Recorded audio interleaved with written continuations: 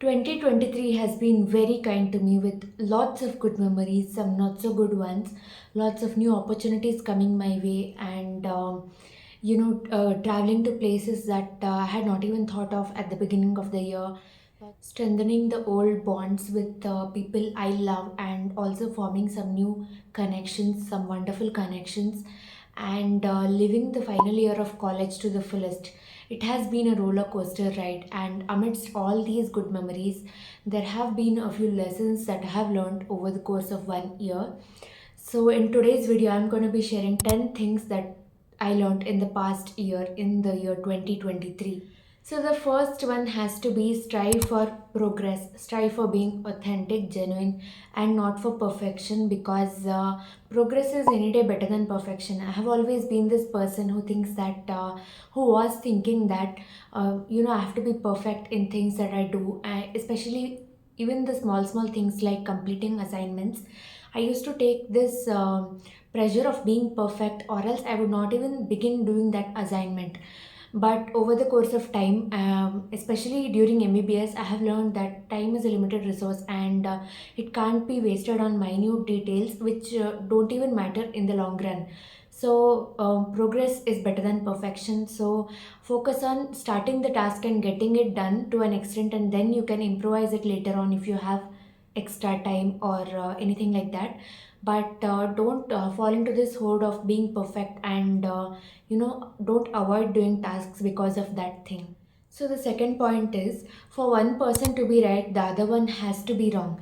This is a very common notion, and even during the arguments in daily life, we always have this notion in mind that if one person has to be right, then the opponent has to be wrong. But this is a very wrong concept, because both of them can be right in their own perspectives. There is this very famous illustration which has something written on a surface, and two people are arguing that one says that it is 6 and the other says it is 9. Whereas the reality is both of them are correct. One is seeing it from the front end, and the other is seeing the same structure from the rear end. So, in a similar way, both of them can be correct according to their own perspectives. Understanding this basic concept can avoid a lot of conflict. The third point is, help someone not with the intent of getting it back, but for your own satisfaction. So we are always ardent believers of the fact that if we help someone, then we have to get it back too.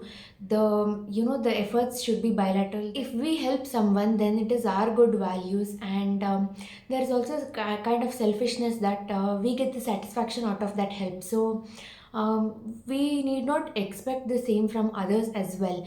Their values may be different, their idea proposition, their mindset may be different, and it is wrong for us to expect from others as well, because this is what hurts a person. When we expect something from others, when we build a lot of expectations from the other person, and they don't meet the expectations, then that is what hurts us.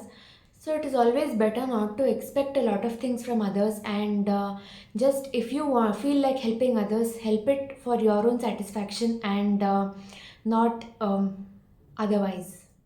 The next point is, when you feel that things are going out of control, then just take a step back and have a look at the situations from a third person perspective, from a bird's eye view. And it helps you see the larger picture, and it helps you, gain a different perspective of the situation, and it often helps us arrive at solutions. If not at solutions, we at least get to know that where we are going wrong, and we can change our approach, and probably that will help us. So the fifth point is, 20s are for making mistakes.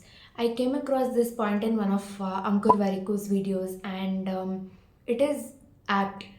We may make a lot of mistakes related to our career choices, other small decisions in our life, or various other aspects in our life.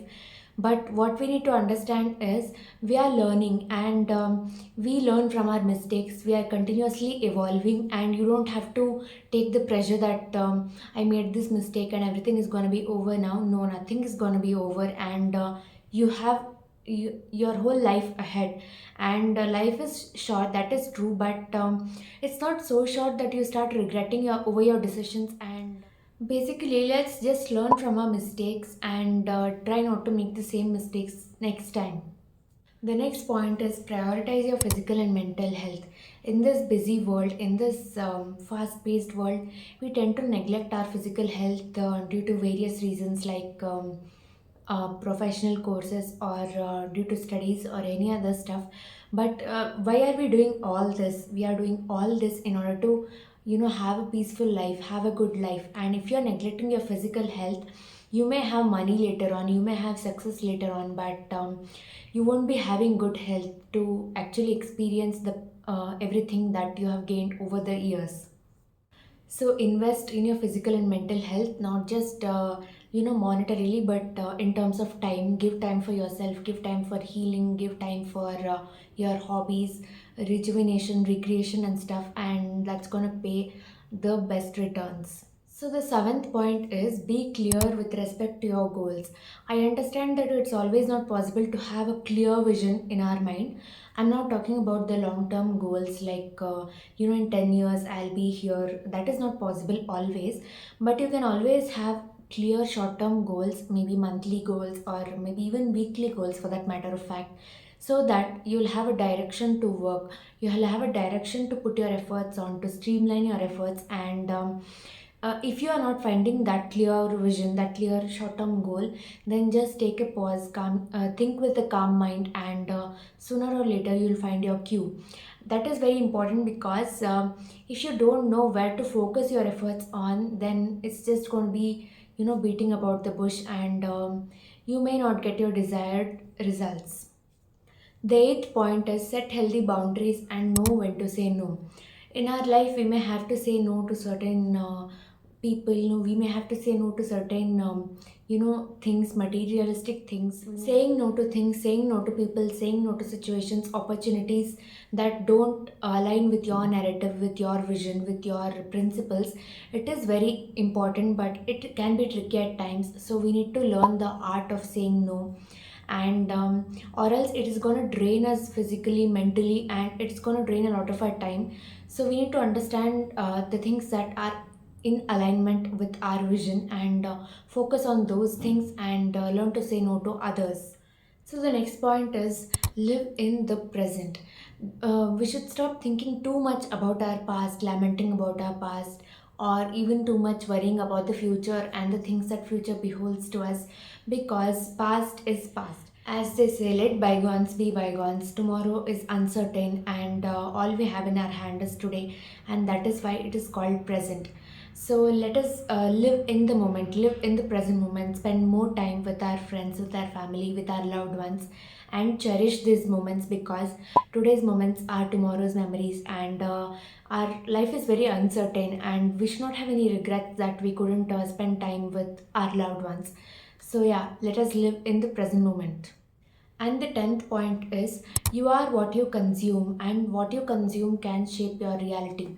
So, this can have two different meanings. One is physically what we eat, that reflects on our health, and it's basically the physical stuff, the dietary stuff that we can talk about.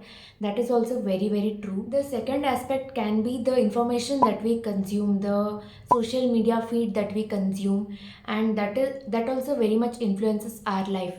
If we consume a lot of negative news, a lot of negative information, a lot of negativity, then we start having a negative outlook towards situations. If you feel that some person or something is spreading a lot of negativity in your life, it is influencing you in a negative way, then it's better to distance yourself from that influence, and surround yourself with what aligns with your mindset. So this was a short video sharing the 10 things that I learned in the year 2023.